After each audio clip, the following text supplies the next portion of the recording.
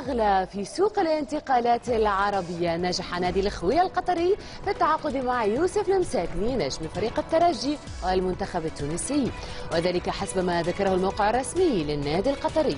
وسيكون المساكني برفقة الخوية في عقد يمتد ل4 سنوات ونصف بداية من كانون الثاني 2013. كشفت وكالة فرانس بريس ومراسل الجزيرة الرياضية في تونس نقلا عن مصادر في النادي التونسي أن قيمة الصفقة بلغت 15 مليون دولار، 5 منها للترجي و2 للملعب التونسي فريقه السابق، أما الباقي فسيدفع للاعب على 4 سنوات. المساكني تألق مع فريقه الترجي فأحرز معه لقب دوري أبطال إفريقيا قبل المشاركة في مونديال الأندية، بالإضافة إلى لقب كأس إفريقيا للاعبين المحليين. وينضم إلينا عبر الهاتف من العاصمة التونسية نافع بن عاشور مراسل الجزيرة الرياضية. أهلا بك نافع. كما ذكرنا في الخبر وكما أكدت أنت كذلك من مصادرك في نادي الترجي أن الصفقة وصلت إلى 15 مليون دولار، ما حيثيات هذه الصفقة نافع؟ مساء الخير. طبعا بالفعل هي الصفقة الأضخم في تاريخ كرة القدم التونسية وفي تاريخ ربما الانتقالات للاعب عربي من نادي عربي إلى نادي عربي آخر. طبعا 15 مليون دولار هي القيمة الجملية للصفقة على 4 مواسم ونصف. هو مهر يوسف المساكني، والصفقة تمت بين نادي الخوية القطري والترجي الرياضي التونسي.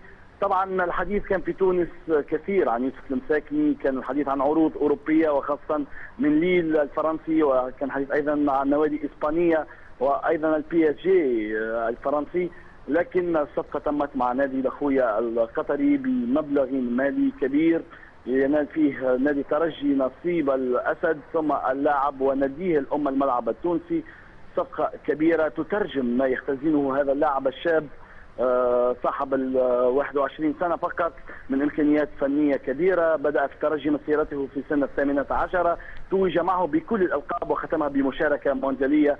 يعد نجم فوق العادة في تونس وهداف وصانع ألعاب من الطراز الرفيع. هذه الصفقة حتى في حديث مع يوسف المساكني سألته، طبعا كان هناك حديث عن طموحات أوروبية، يقول أن كرة القدم القطرية بلغت مستوى كبير، نادي الخوية نادي محترم جدا والعرض مغري وبإمكانه أن يتطور من خلال دوري نجوم قطر وأن تشاهدها الأندية الأوروبية من خلال المتابعة الكبيرة التي تحظى بها كرة القدم القطرية. نعم. وهو إذا ينتقل ليس فقط بغاية المال، فصفقة مغرية وضخمة، أيضا له أهداف رياضية يتمنى أن يحققها مع نادي الخوية ويكون طبعا بمثابة الجسر الذي يمر به إلى أوروبا. وهناك أمثلة كبيرة مثل اللاعب طبعا عبد القادر كيتا الذي لعب في السد ثم ذهب إلى ليون الفرنسي وعاد إلى السد القطري. نعم. نافع، ما هي ردود الفعل الآن داخل الشارع الرياضي التونسي فيما يخص هذه الصفقة الكبيرة والأغلى في تاريخ الأندية العربية؟ طبعا ردود الفعل هناك ذهول من قيمة الصفقة، خاصة أنها من نادي عربي إلى نادي عربي آخر، لكن في الحقيقة يوسف المساكني يعتبر نجم فوق العادة في تونس، يمتلك مخزون كروي فني هائل، هداف من الطراز الرفيع، نجم المنتخب ونجم نادي الترجي. ربما أيضا كان هناك تعجب في بدء الأمر لأن الحديث كان عن انتقاله إلى نادي أوروبي كبير، ثم جاء الأخوية القطري على الخط وحسم الصفقة. لكن ربما هناك معطى هام في هذه العملية، في عملية الانتقال، أن الأندية الأوروبية لم ترضى للترجي بأن يحافظ على لاعبه إلى غاية نهاية سنة 2012، أي إلى غاية نهاية مسابقة مغامرة الترجي في دوري أبطال إفريقيا. ولكن الأخوية القطري استجاب لهذا الشرط الرياضي، فكان هذا الشرط هو الذي حسم الملف لفائدة الأخوية القطري في انتقال اللاعب. نعم.